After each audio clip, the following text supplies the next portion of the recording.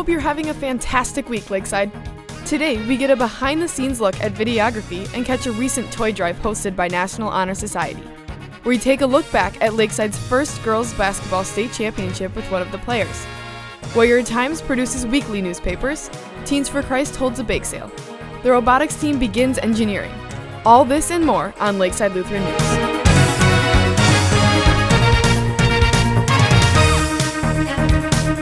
Hello and welcome to Lakeside Lutheran News. I'm Ella Collins. And I'm Emma Berg. Today we are bringing you some lead stories from around the school these past few months. For our first story, Lakeside Lutheran's videography students were finishing up some final projects last semester. Here is Paul Johnson. As the semester at Lakeside begins to wrap up, the students are working hard on some final projects. Lakeside's videography class is no different. They're working on their own news articles about many topics. I currently have the videography students doing a project. It's a news project. They have to find an interesting story here at Lakeside, so they might find something on sports or one of the classes or things like that, and they have to do 2 interviews with it. My topic is the robotics team getting ready for their first competition. I gotta get my interviews done and record some B-roll of the robotics team working and edit.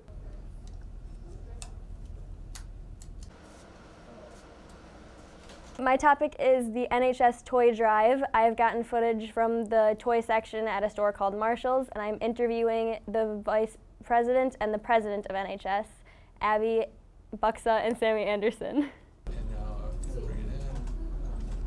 Than any other high school in America. We hope that one of these days we'll be able to take all their news stories and put it into a little news half-an-hour segment so people can find out a little bit about what's going on at Lakeside. Hopefully this combination of news videos will be on the Lakeside website soon, so make sure to keep a lookout. It seems that a lot of work goes into these news reports, so thank you, Paul, for taking us behind the scenes. Next, the National Honor Society at Lakeside hosted a toy drive for foster children in the area. Let's take a closer look at a segment we call the Billets Blitz. The first thing that you see when walking through the front doors of Lakeside Lutheran High School is a table full of toys. The school's NHS group has been busy hosting a toy drive for foster children in the area. We're donating to foster children. The big thing was we really wanted to do something cool, and we really wanted to help the community and not just people way out in different countries. We wanted to do something that hit close to home, and this really seemed like the perfect idea because we are helping people that aren't as blessed as we are. I went to Marshall's to scope out what types of toys I could find. People can donate any type of toy. There is no minimum price limit, but there's also no maximum price limit. So like, for example, someone brought little hand puppets, but you can also bring a Barbie, you can bring a fire truck, and there also is a whole list of toys for specific kids that you can look at too. Students are also encouraged to snap a picture of themselves to share the news. So for the drawing, anyone that posts a picture with a toy that they either bought or as a child, and if they put it on any social media and then add the hashtags LLHS Toy to the World and URKW, and then if they tag Lakeside, they get entered into this drawing, and then they're going to win a bunch of Lakeside gear. So that's really cool. Annika reporting for the Billets Blitz. Thanks, Annika. The National Honor Society gathered 300 toys and donations. Toys were sent to 40 different foster families and other organizations in the area. Way to go, Warriors. It's been 18 years since the Lakeside Lutheran girls basketball team won a state championship, and 32 years since they won their first state championship. Today, we're talking with a member of that first winning team, as well as the coach of this year's team, who witnessed that first state championship. So I think the most memorable moment actually occurred in the quarterfinal game. We were playing at Carroll College in Waukesha, and our opponent was Shoreland Lutheran. The game was back and forth. Actually, in the final seconds of the game, one of our players was fouled. We were down by a point with no time left. She had to shoot free throws with no time left on the clock to decide the outcome of the game. Tracy Schneider was our player. She shot free throws.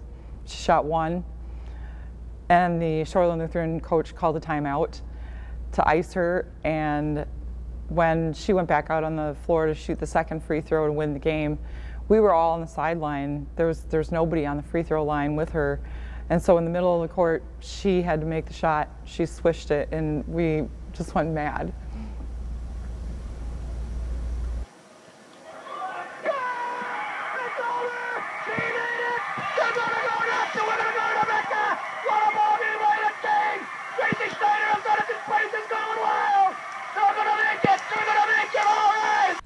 What was going through your mind after you won the state championship? So I think one of the emotions was just sheer amazement. We were down by 7. We were playing Marinette Catholic Central, and they were a very good team. We were down by 7 in the third quarter, and we ended up winning the game, I think 44-37. So the fact that we had come back from that deficit, I don't think that we actually truly believed we could win the game. And so amazement, disbelief, and some awe, because we were the first Lakeside girls basketball team to win a state championship. Looking back on the past, do you think that the team this year would have a shot at making state, or what do you think would be a goal?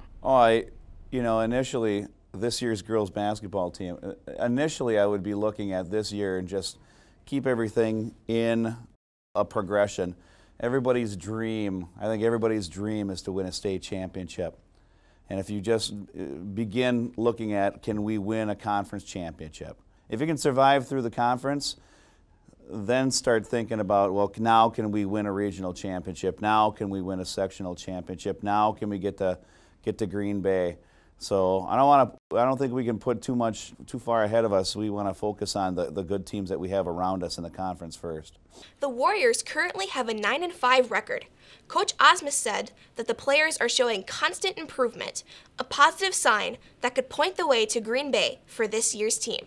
Next, we look at what it takes to put together an edition of the Warrior Times, Lakeside's weekly newspaper.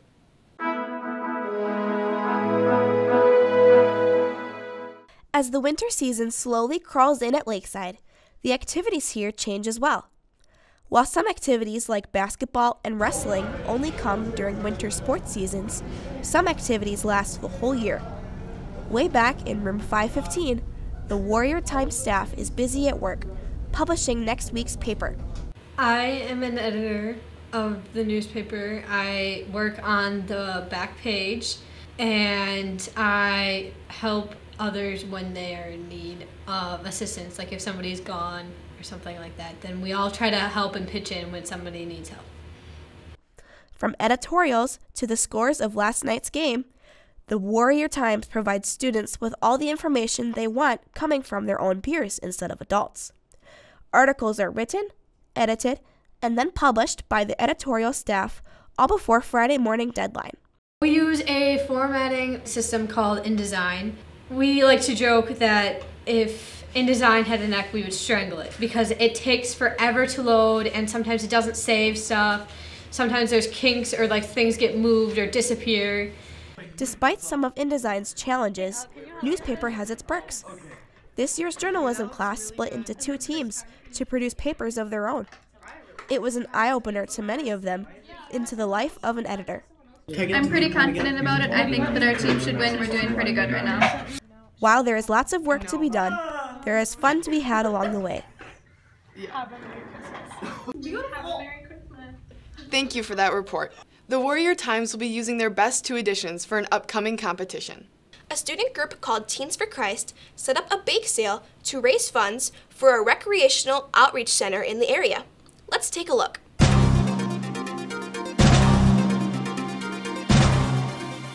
Lakeside Lutheran High School isn't much different than any other high school in America. One thing that does set them apart, though, is their student-run outreach group, Teens for Christ. Teens for Christ is a group that does many things in and for the community, sharing their faith with many other people in the process. They have done many activities this year already, with their favorite one being New Friends, where they invite people with mental disabilities to come and spend a few hours with them. They play board games, make crafts, and even sing karaoke. This December, though, they have decided to take a different route than normal. They set up a bake sale in order to raise funds in order to benefit the Rock in Watertown, Wisconsin. The proceeds for the from the bake sale will go to the Rock Youth Center in Watertown, and it's going to either help pay for a foosball table or other things that they could use. Teens for Christ members brought in baked goods that they made and sold them on Wednesday and Thursday morning. Many students at Lakeside participated in this fun, delicious fundraiser, and it was a major success, with the group raising enough funds to buy the foosball table and other supplies for the rock. I just love to be a part of this big organization where we're about helping other people instead of ourselves, and it feels really nice to be able to make an impact in other people's lives. They have many more events planned, and they can't wait to carry them out. Ella Collins, LLHS News, Lake Mills, Wisconsin. Thank you for that beautiful story. It's great to see Lakeside students doing nice things for people in the community.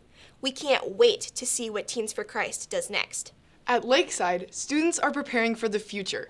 One group is working with robots that have brains.